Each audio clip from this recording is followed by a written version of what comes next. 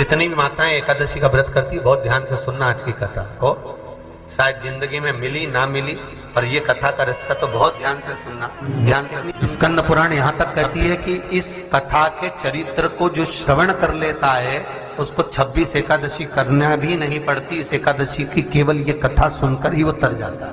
बहुत ध्यान से सुनना इसको, कथा तो बड़े भाव से सुन लो इसको, है? बड़े प्रेम से। शास्त्र कहता है कि जितनी एकादशी होती है 26 की 26 एकादशी का अगर आप वर्णन करेंगे, 26 की 26 एकादशी का यदि आप स्मरण करेंगे तो एक एक एकादशी का अगर नाम स्मरण करें तो कितना कितना सुंदर। चैत्र के महीने में 2 एकादशी, कामदा पाप मोचन, बैसाख में 2 वरुथनी मोहिनी, ज्येष्ठ महीना अपरा निर्जला, आषाढ़ योगनी देवशवनी, श्रावण महीने की कामिका पुत्रदायिनी, भादो महीने की अजा परिवर्तनी, अश्विनी महीने की इंद्रा पापकुशा, कार्तिक महीने की रमा प्रबोधनी, मार्गशीर्ष मास की उत्पन्ना और मोक्षदा, पौष महीने की सफला और पुत्रदा, माघ महीने की परतिला और जया, फागुन महीने की विजया और आमल की एकादशी, अधिक मास की पद्मनी और परमा।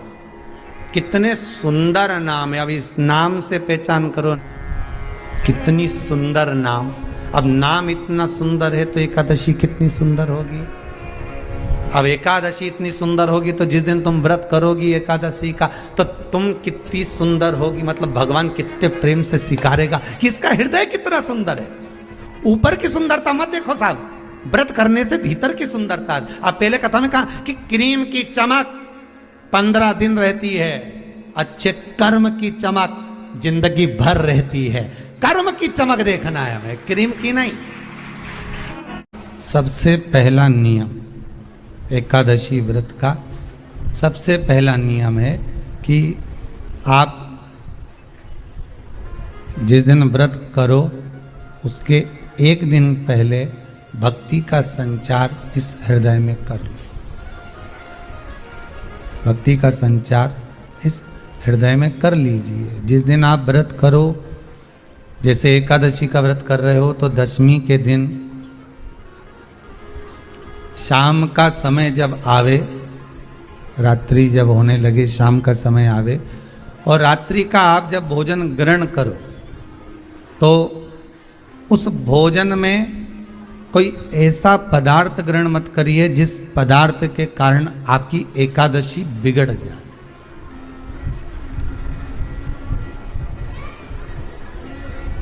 कोई बेकार भोजन में ग्रहण नहीं करना, श्रेष्ठ भोजन ग्रहण करिए दशमी के दिन। और एकादशी का दूसरा नियम बहुत ध्यान से सुनिएगा। जिस दिन आपकी एकादशी का व्रत हो उस दिन प्रयास करिएगा कि अपने हाथ से किसी भी वृक्ष की कोई पत्ती टूटे ना। से किसी भी वृक्ष की, पौधे की, किसी भी वृक्ष की पत्ती अपने हाथ से ना टूटे। बहुत ध्यान दीजिएगा महाराज। एकादशी का ये दूसरा नियम है कि अपने हाथ से किसी पौधे की, किसी वृक्ष की, किसी डाली की कोई पत्ती टूटे ना, कोई पत्ती ना टूटे, इसका प्रयास करिए। व्याख्यान कहा है, कितना सुंदर वर्णन है महाराज, कि मात्र एकादशी का व्रत कर लेने पर, मात्र एकादशी का व्रत कर लेने पर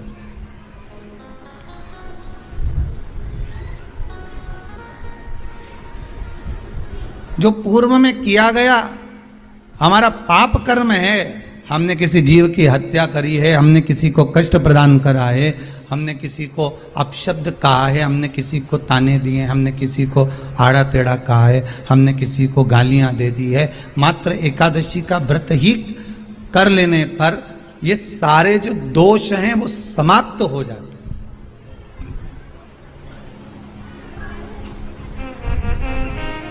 सारे दोष हमारे समाप्ति पर आ जाते हैं। अपने पाप कर्म को जिस दिन क्षीण करने वाले हो, समाप्त करने वाले हो, अपने पाप को आप जिस दिन समाप्ति पर लेकर जा रहे हो, तो उसके एक दिन पहले आपको प्रसन्नता होना चाहिए कि नहीं होना चाहिए कि कल मेरा पाप कटने वाला है, कल मेरा पाप समाप्त होने वाला है। जो मैंने और चेहरे पर वो प्रसन्नता आपके आना चाहिए कि कल मेरा एकादशी का व्रत है, आज दशमी है, कल एकादशी का व्रत है, तो कल मेरी जब एकादशी का व्रत रहेगा तो मेरा ना जाने कितना कितना पाप, कितना असत्य, कितना झूठ, कितना प्रपंच वो समाप्त हो जाएगा। इसमें मुझे प्रसन्नता हो, इसमें मुझे आनंदता हो। तो याद रखिए, गौदान और एकादशी, श्रीमद वल्लभाचार्य जी ने मायावत का खंडन करा था जगन्नाथपुरी में, और श्रीमद वल्लभाचार्य जी ने कहा था एकादशी मरने के बाद मत दो, एकादशी जीते जी दो। कहा था कि नहीं कहा था? जीते जी दान करिए। इसलिए जगदीश में, जगन्नाथपुरी में एकादशी उल्टी लटकी हुई है। करें आपने दर्शन? जगदीश में एकादशी को उल्टा लटकाया, क्यों? क्योंकि वल्लभ ने कहा कि एकादशी जीते जी दो। कई पंडितों कहते हैं तुम्हारे दादाजी मर गए, जब 12वें का दिन होता है ना तो पंडित जी संकल्प छुड़ाते हैं, दो एकादशी। बड़े बेटे ने 5 दे दी, छोटी बहू ने 3 दे दी, उसने 2 दे दी, उसने 2 दे दी, तो क्या तुम्हारे दादाजी भिखारी थे जो तुम्हारी एकादशियां लेकर जाएंगे? और तुम कौन होते हो दादाजी को एकादशी देने वाले? तुमने कौन सा इतने पुण्य कर लिए जो तुमने एकादशी दे दी? एकादशी के दान की महत्वता श्रीमद वल्लभाचार्य जी ने कहा कि कोई व्यक्ति अगर खटिया पर सड़ रहा है, पलंग पर तड़प रहा है, हॉस्पिटल में पड़ा हुआ है, तो निवेदन है कि उसको देखने जाओ तो अपनी करी हुई एकादशी में से 2 एकादशी का दान उसको तुरंत दे दो। क्यों? तो जिससे उसको मोक्ष मिल जाए, मरने के बाद नहीं। क्योंकि मरने के बाद तो वो 10वें के दिन, गरुड़ पुराण में लिखा है 10 दिन तक जीवात्मा घर की अटारी पे रहती है। कितने दिन? 10 दिन। 10 दिन के बाद जीवात्मा चली जाती है। कहां जाती है? उसको जहां जाना है। 3 दिन में उसको भोग भोगना पड़ता है जीवात्मा को। 3 दिन नरक का भोग भोगती है, उसके बाद स्वर्ग का भोग भोगती है। 18 दिन में ये प्रोसेस पूरी हो जाती है। कितने दिन? 18 दिन। 18 दिन के बाद में उस जीवात्मा को धान के खेत में पटका जाता है। किसके खेत में? धान के, चावल के खेत में। इसलिए कहते हैं एकादशी के दिन चावल मत खाओ। कहते कि नहीं कहते? और क्या कहते हैं? द्वादशी के दिन चावल खाना जरूरी है। एकादशी का पालना करना है तो द्वादशी को चावल का 1 ग्रास खाओ, तब द्वादशी को चावल खाओगे तो एकादशी लगेगी। चावल नहीं खाओगे तो एकादशी नहीं लगेगी। द्वादशी को चावल खाना जरूरी है। क्यों कहते हैं? क्योंकि धान के खेत में जीव को छोड़ा जाता है, उस धान के खेत में, चावल के खेत में जीवात्मा रहती है। उसको चिड़िया खाती है तो चिड़िया के रूप में जन्म लेता है, मनुष्य खाता है तो मनुष्य के रूप में जन्म लेता है। इसलिए एकादशी के दिन चावल नहीं खाया जाता, क्योंकि एकादशी के दिन हम चावल खाएंगे तो जीव हत्या का दोष लग जाएगा। फिर कब खाना है? द्वादशी के दिन। द्वादशी के दिन क्यों खाया जाता है? क्योंकि हम एकादशी के व्रत करे रहते हैं, और पहला घासा जब चावल का खाते हैं तो अपनी करी हुई एकादशी का पुण्य, जितने जीव हमारे मुंह में जाते हैं उनको उसका पुण्य मिल जाता है, और उनका फिर जन्म नहीं होता, वो तर जाते हैं, उनको एकादशी का भाग मिल जाता है। इसलिए कहते हैं एकादशी को चावल मत खाओ, पर द्वादशी को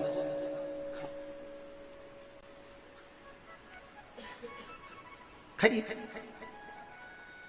10 दिन तक जीवात्मा है, और आपने एकादशी कब दान दी? बोलो जम के। 12वें के दिन, 13वें के दिन आपने एकादशी का दान दिया, वो मिली उनको? अरे बोलो अच्छे से। कई तो अभी तक कर रही होगी, हमारे दादाजी के निमित्त की कर रहे हैं, कर ले। फिर वही वाली बात आ गई, गुलाब के फूल में पानी जारी है। एकादशी के दिन शंकर भगवान को चावल का दाना चढ़ाना चाहिए कि नहीं चाहिए? बहुत रोगीला, उसको बहुत रोग है, शुगर है, बीपी है, थायराइड है, सब कुछ है उसको। रोगीला व्यक्ति जब डॉक्टर के पास जाकर पूछे, डॉक्टर साहब मेरी तबीयत ठीक नहीं रहती है, मैं बहुत कष्ट में रहती हूँ, बहुत तकलीफ है शरीर में,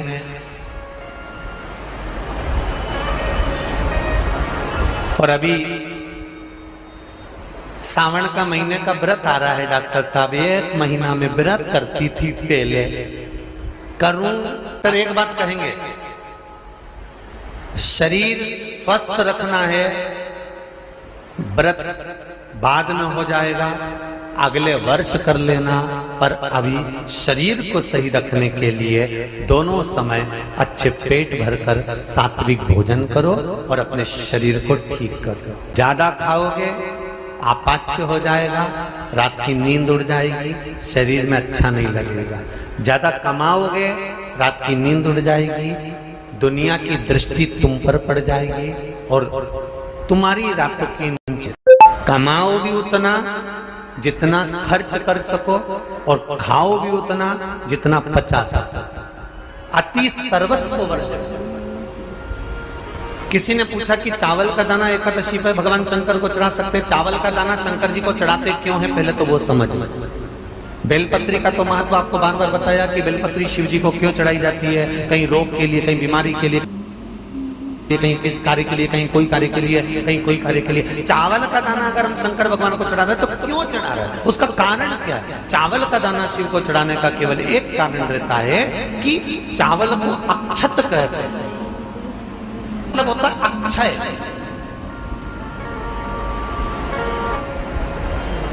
उसका मतलब क्या होता है? अक्षय, जिसका कभी क्षय ना हो। जब हम भगवान शंकर को चावल का दाना चढ़ाते हैं, जैसे बहुत ध्यान दीजिएगा महाराज, बहुत समझने वाली बात है, बहुत ध्यान से।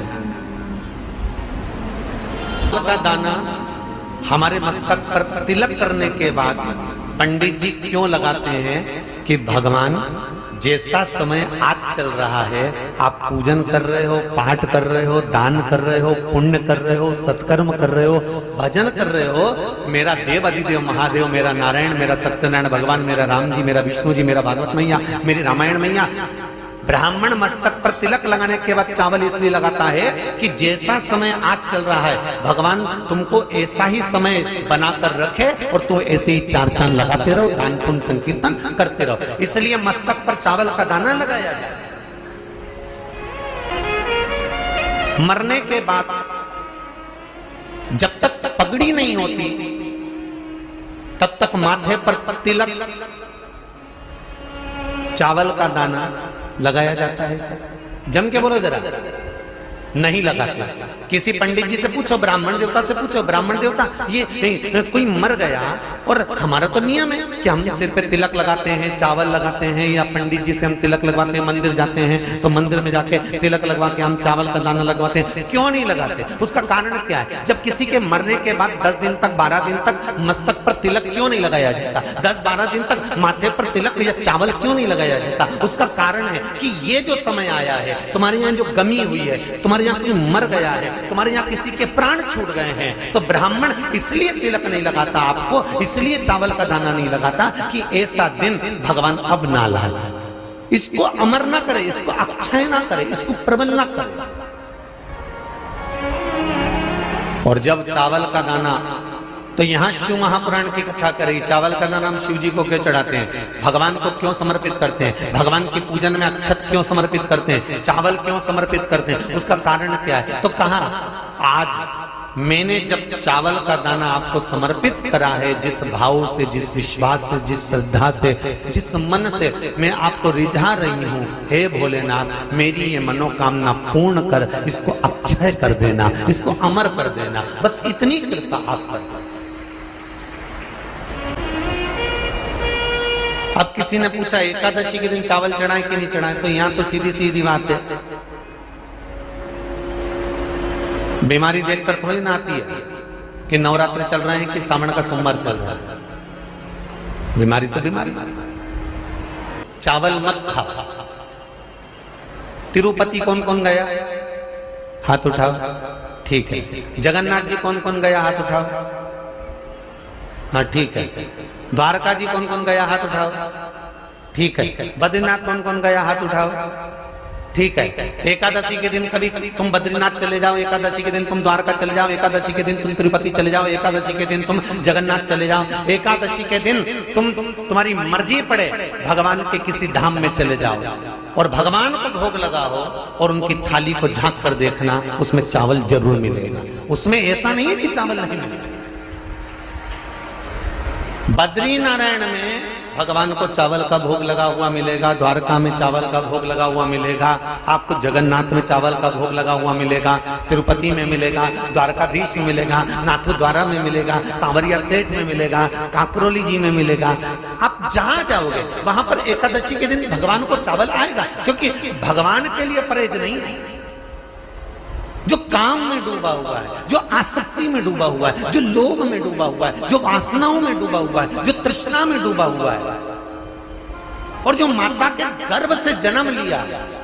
कमाने वाले दो चार हैं, पैसा तो आ रहा है पर घर में टिक नहीं रहा। डॉक्टर में, पुलिस में, एक्सीडेंट आदि में, कहीं गलत जगह पर व्यसन में अगर पैसा जा रहा है, जुए में, मांसाहार, मदिरा पान, या कहीं आया पैसा आने में कमी नहीं, आ रहा है पर टिक नहीं रहा, रुक नहीं रहा।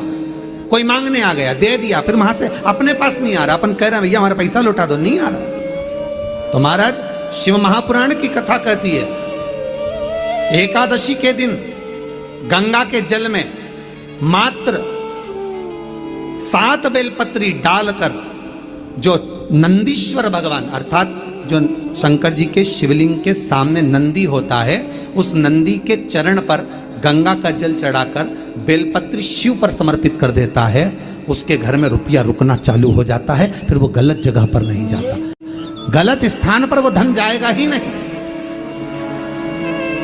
बेटा अगर व्यसन में पड़ा हुआ है, मदिरा पान में पड़ा हुआ है, मांसाहार में, जुए आदि में जा रहा है, तुम्हें लग रहा है कि मेरा बेटा गलत मार्ग पर जा रहा है, ये मित्र दोस्ती गलत हो रही है, वो सही जगह पर आ जाए, करना है एकादशी।